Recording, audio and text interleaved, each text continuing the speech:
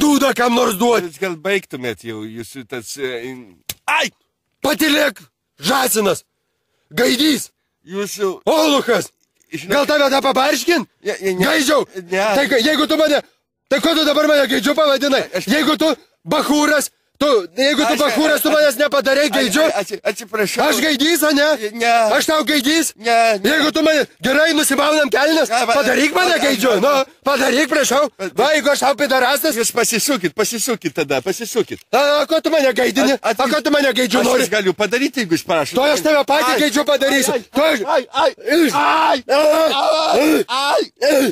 Va dabar išnekam, kas bachūras tarp mūsų, o kas gaidys. Duok 2 litus į Palangą nuvažiuoti reikia. Prašau. Viso geriausio. Prašau. Ačiū. Kur tau ačiū? Ai, gaidys. Oi. Kągi tai buvo rubrika Poilsiautojo žodis.